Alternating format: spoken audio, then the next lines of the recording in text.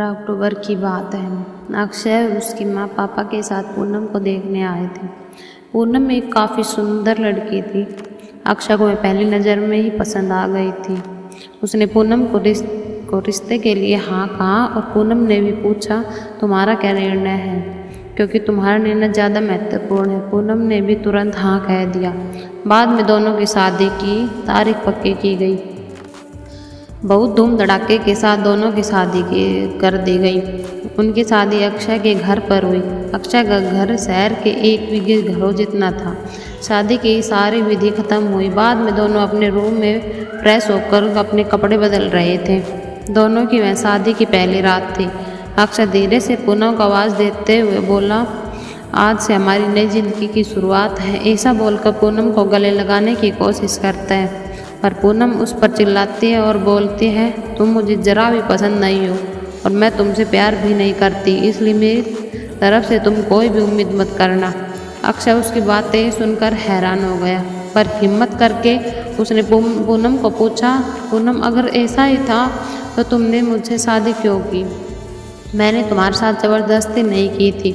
मैंने पूछा भी था तुम्हें, फिर तभी ही कुछ नहीं कहा। इस बात पर पूनम बोली, मुझे कुछ मत पूछो, 2-3 महीने एडजस्ट करो और उसके बाद हम डिवोर्स लेकर अलग हो जाएंगे। यह सुनकर अक्षय को धक्का लगा। उसने पूनम को समझाने की कोशिश की पर उसने अक्षय की कोई बात नहीं सुनी। वह उसके निर्णय पर डटी रही।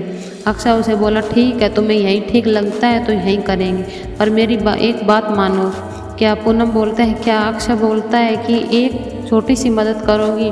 जब तक माँ पापा यहाँ हैं तब तक तुम यहीं रहोगी। एक बार वह गांव चले गए तो फिर तुम्हारे मुताबिक होगा। वह भी तैयार हो गई इस बात पर और दोनों सो गई। हर रोज़ दिखावा उनका चालू था। माँ पापा के सामने पति पत्नी की तरह रहना उनको समझ में नहीं आए, इसलिए उनके सामने नाटक करना। ऐसे करते करते दिन खत्म होने लगे। दोनों ही नौकरी करते थे, फिर रोज़ के टाइम टेबल के अनुसार अपना काम खत्म करके काम पर जाना। अक्सर रोज़ पूनम से प्यार से बोलने का प्रयास करता था, पर पूनम अक्षय को अनदेखा करती थी, क्योंकि पूनम की एक ही इच्छा थी कि उसको जल्दी शादी नहीं करनी थी। घर के लोगों का मन उसे नहीं दुखाना था, लेकिन वो शादी करने के लिए तैयार हुई। पर शादी के बाद भी वो अकेली रहने का विचार करती थी, क्योंकि उसे खुद की लाइफ किसी के साथ शेयर नहीं करनी थी। जैसे तैसे उसके दिन धकेल रही थी। अक्षय मात्र उसे हमेशा उसकी अपनी पत्नी का दर्जा देने का प्रयास कर रहा था, पर पूनम कभी भी अक्षय को पति का दर्जा नहीं देती थी। एक दिन फर्श पर पानी गिरा हुआ था, तब पूनम का पैर उस पर अचानक से फिसल गया। उसका पैर फ्रैक्चर हो गया। अक्षय तुरंत उसे डॉक्टर के पास लेकर गया। उसका इलाज होता है। डॉक्टर कहता है पैर पर जरा सा भी जोर नहीं देना, उसकी काफ़ी देखभाल करने के लिए बोलते हैं। फिर क्या? अक्षय उसका बहुत ख्याल रखने लगा। हर रोज़ उसके पैर की मालिश करता। उसका पैर फ्रैक्चर होने के कारण उसे ठीक से खड़ा भी नहीं हुआ जा रहा था। घर के काम और जिम्मेदारियां अक्षय पर आ गई थी, पर अक्षय को तो पहले ही सब की आदत थी, इस वजह से कोई दिक्कत नहीं थी। अक्सर रोज़ खाना खुद ही बनाया करता था। उसके माँ पापा भी उसे थोड़ा घर काम में मदद करते थे। रोज़ काम पर जाने से पहले पूनम के लिए नाश्ता और खाना बनाकर खुद के हाथों से उसे नाश्ता खिलाकर और फिर काम पर जाता था। टाइम पर उसे फ़ोन करके दवाई लेने के लिए याद दिलाता था। काम पर से आने के बाद सबसे पहले उसके पैरों की मालिश करता था। उसे थोड़ा चलने के लिए मदद करता था। कोई भी काम हो उसके लिए मन से करता था। फिर भी वह अक्षय को प्यार से नहीं बुलाती थी। उसका मन अक्षय को स्वीकारने के लिए तैयार ही नहीं था। एक दिन पूनम को देखने के लिए उसकी सहेलियाँ आई। उनकी बातचीत चालू थी, तब अक्षय दोनों के लिए नाश्ता बना कर लाए। फिर वो पूनम से बोला, मैं ज़रा मार्केट जाता हूँ, थोड़ा सामान लाना है। तुम दोनों को कुछ चाहिए हो तो बता दो। पूनम बोलते, नहीं अभी कुछ नहीं चाहिए, तुम जाकर जाओ। पूनम की सहेली तो अक्षय को ऐसे नाश्ता लाते देखकर धक्का लगा। उसने पूनम को पूछा, पूनम घर के काम सब तुम्हारा पति ही करता है क्या? हाँ, वही देखते हैं मेरा पैर फ्रैक्चर होने के बाद से। पूनम की सहेलियां पूनम को बोलते हैं कि तुम बहुत खुश नसीब हो जो तुम्हें इतना प्यार करने वाला पति मिला। पूनम के चेहरे पर मात्र प्रसन्न और चिंता थी। तभी पूनम बोली, इसमें इतना खुश नसीब होने जैसा क्या है? उसकी सहेलियां बोली, अरे मेरा पति मुझे पूछता तक नहीं है कि कैसी हो तुम, खाना खाया कि नहीं, और मेरे पति ने आज तक मुझे चाय नहीं पिलाई। मुझे भी लगता था मेरे पति भी मेरा ख्याल रखे, ज्यादा कुछ नहीं पर प्यार से भरे शब्द बोले बहुत होता मेरे लिए। बहुत इच्छा होती है यार, पर इसमें बजाय मुझे हमेशा निराशा ही मिली। बहुत मन दुखता है मेरा यार। यह सब सुनकर पूनम विचार में डूब गई। उसने मन में अक्षय के प्रति प्यार जगने लगा। अक्षय का प्यार उसकी आंखों के सामने आने लगा।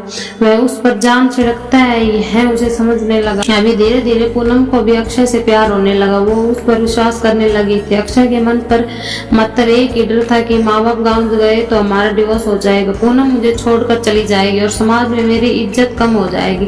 तभी माँ बाप अक्षय को बोलता कि अभी हमें गांव जाना चाहिए, थोड़े दिन रहकर खेती वगैरह करके आते हैं। अक्षय उनको जाने नहीं देता, चाहता है कि उनका डिवोर्स के बारे में भी बता नहीं सकता। अक्षय सोच रहा होता है कि पूनम को सब कैसे पूछूं, कैसे बोलूं उसके साथ है। ऐसे सोचते सोचते ही सो जाता है। सुबह उठता है तो देखता है कि पूनम बहुत जल्दबाजी में थी।